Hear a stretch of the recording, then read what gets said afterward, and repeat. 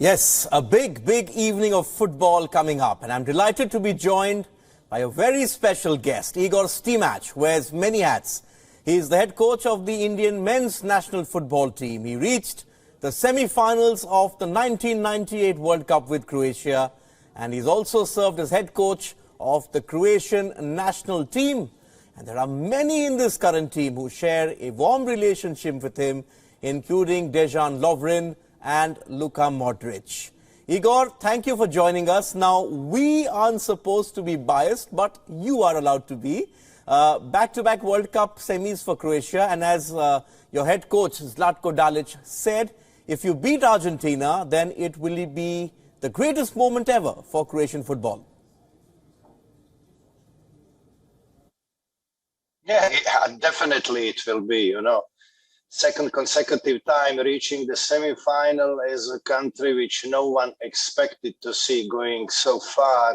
And even today, when you look at the predictions and expectations, Croatia has the lowest rate of expectations globally, standing any chance going through the semi-final and winning the World Cup. So we are always there, underdogs, nobody counts with us really seriously. Then most of them got really surprised when Croatia achieved the results. Yes, talking of predictions, you've got all four semi-finalists spot on. I'm not going to go down there and ask you for a prediction about what's happening today, but a remarkable journey, because let's face it, Croatia, a country of 4 million people, Igor, but this is a team that plays as a team. There is sort of no other way to put it. Exactly. There was a beautiful article in Guardian the other day after beating Japan, just prior to the game against Brazil. And one English journalist, I had a feeling like he was born in Croatia and living with us through our momentum and through the past decades. How well he described Croatian football and the style, He actually said that the Croatian team and Croatia is master of walking football, which is really interesting, He said that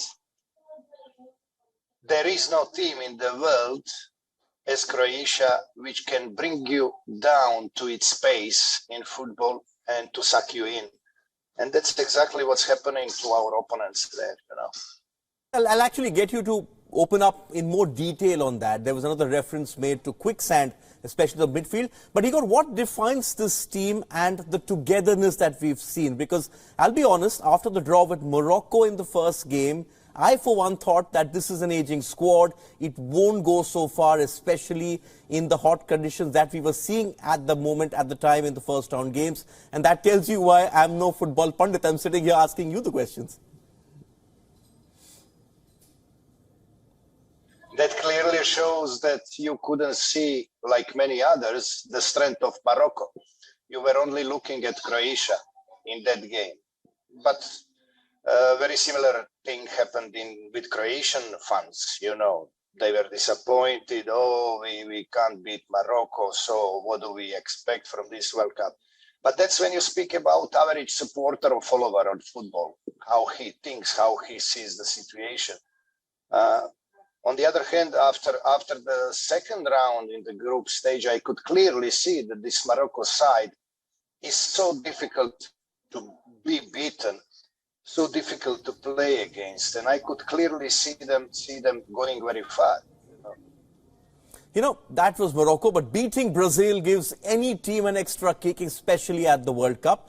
But what has been remarkable, Igor, is how Croatia have stopped teams from playing their football. We didn't see that Brazilian flair in that match. The midfield is sort of where opponents are, quote-unquote, running into quicksand. Of course, they're not allowed to play because we have the best midfield line in the world. How are they going to be allowed to play? They will not even try because they will be outplayed there, And very similar thing will happen against Argentina also. We have far better midfield line than Argentina. So in each aspect of the game, technically, tactically, with accuracy, endurance, whatever you mentioned there, That's the best part of Croatian team. So no one can outmatch us in the passing in that area of the pitch, and this is what giving us the confidence and the strength. You ask me about what is that special thing about Croatian team? It's confidence, mental strength, and resilience. You spoke about strengths, but it's also remarkable to note the fitness levels and also the concentration levels, Igor, because 7 of the last 8 games for Croatia in major tournaments have gone to extra time. You know Zlatko Dalic very, very well. How is he ensuring that his players stay fresh? Because let's face it, man for man, there are better teams out there and better players, but most have gone home. Croatia are in the semis. We are talking about collective game, team game. We are not talking about individuals and their quality, individual quality or their individual performance. So the teams are winning the games, not the individuals. You see, any great team can expose a great individual, but one great individual cannot take the team too far if the team is not as it should be, so. The team when it comes to Croatia. But, Igor, I know what you will say if I ask you to predict who wins the game. But in your opinion, what do Croatia need to do to beat Argentina? There are a couple of very important things for Croatia today. Apart from keeping our momentum and the style, not adapting to Argentina, because there is no reason whatsoever to do so. We need to be very careful with the referee today. That's our main and only worry, because we could clearly see what was happening in the last game between Argentina and Netherlands. We could clearly see that this Argentinian side is very different from the one 4 years ago. But obviously, it's significant that Messi is only one of few players who are still there from that era, and I'm a little bit worried about. Not for the game today, I'm for the football globally, because I wouldn't like the referee to decide the game today.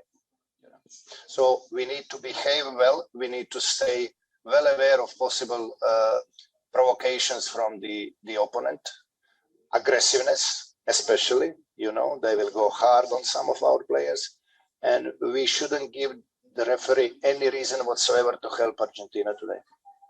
Yes, refereeing is being spoken about, especially in the aftermath of that France-England game. But it's also being billed, the clash this evening, as Messi versus Modric. It's the last dance for both these superstars.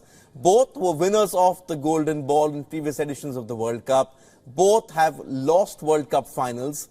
And both, Igor, are the beating heartbeats of their teams.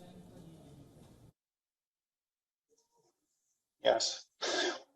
Listen, I can clearly see Luka Modric in a far better momentum last 4 years, since the last World Cup until today, and achieving much greater things in football than Messi, apart from Messi being the best footballer of all time in the world, and having so many sympathies all over the world, and most of the global population wants to see him lifting the trophy. But to do so, he will need to have the best game of his life, which I suppose Croatians will not allow him to do. And Lionel Messi has sort of lived under the shadow of the great Maradona all his career. For all that he's achieved individually, it's still Maradona who dominates Argentine hearts. But in the twilight of his career, he can now sort of feel that World Cup. And sort of for both him and Modric, it would be a fitting end to a legendary career.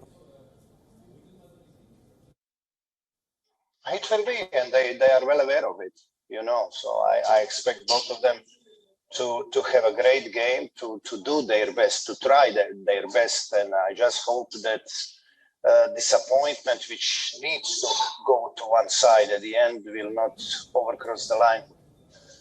Okay, I'm going to ask you, Igor, not to wear your proud Croatian hat, and perhaps for a few minutes be neutral if possible. Argentina and France are the bookmakers' favorites to go through to the finals. But doesn't that also put pressure on them that Croatia and Morocco are the ones who are sort of going into this with the underdog tag? But you can clearly see that Argentina is not accepting the role of favorite today. They are giving it away to Croatia. That's what most of their players and the boys are saying. You know, they don't enjoy that status. Anyway, we are not thinking about it. You know, we are not under pressure with that thing. We know what we need to do on the pitch. That's the most important thing.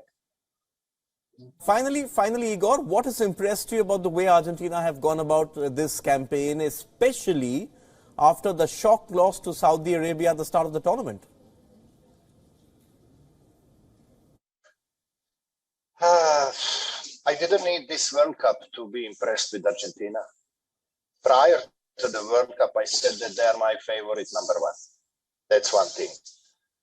Because I followed them in the last 5-6 friendly games, I could clearly see that they are keeping clean sheet in all these 5 games. They scored 18 goals. The team was well balanced, structured, with clear idea how to play against each opponent. You know, somewhere on the way to the World Cup, they lost few bits of that composure, and they showed some weaknesses also. Maybe it's related to pressure of you know, this importance of the World Cup, and they need to win it. They need to do everything for Messi to get it at the end. And this might kill them at the end, to be honest. Okay, on that note, it's time to wrap up this chat. Igor, hope you have a good evening. Hope the neutral fans like us are entertained. Thank you for your time and inputs. Thank you. I just hope that all the fans all over the world will enjoy the football and celebrate football tonight. So let's let better team to win tonight, whoever it is.